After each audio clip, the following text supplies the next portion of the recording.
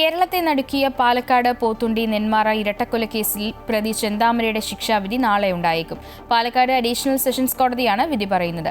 ചെന്താമര കുറ്റവാളിയാണെന്നും വധശിക്ഷ വേണമെന്നും പ്രോസിക്യൂഷൻ പറഞ്ഞപ്പോൾ കേസിൽ സാഹചര്യ തെളിവുകൾ മാത്രമാണുള്ളതെന്ന് പ്രതിഭാഗവും വാദിച്ചു.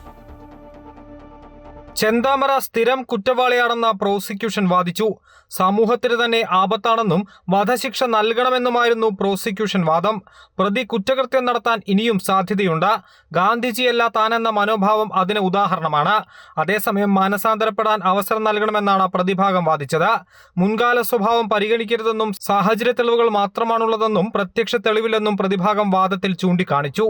ചെന്താമര കുറ്റക്കാരനെന്ന് കഴിഞ്ഞ ദിവസം കണ്ടെത്തിയിരുന്നു.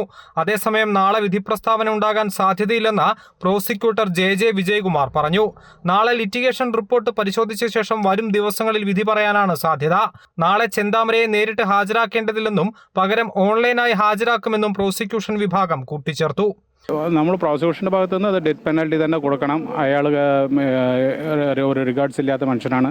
മിറ്റിഗേറ്റിംഗ് സർക്കംസ്റ്റൻസസ് ആബ്സെൻ്റ് ആണ്. അഗ്രിവേറ്റഡ് സർക്കംസ്റ്റൻസസ് എല്ലാം ഉണ്ട്. അയാൾ ഇനിയും ചെയ്യും എന്നാണ് പ്രൊബേഷൻ ഓഫീസറുടെ റിപ്പോർട്ടും. കാരണം അയാളെ കൊണ്ടുവരണ്ടെന്നാണ് പറഞ്ഞിരിക്കുന്നത്.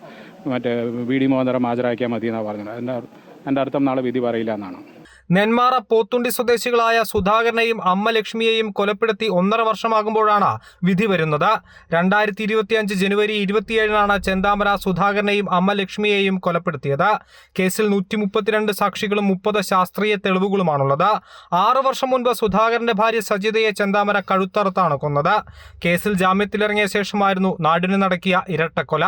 ഭാര്യയും മകളും തന്നെ ഉപേക്ഷിച്ചു പോകാൻ കാരണം സുധാകരനും കുടുംബവുമാണെന്ന സംശയത്തിലാണ് കൊലപാതകങ്ങൾ നടത്തിയതെന്നാണ് പോലീസ് നിഗമനം.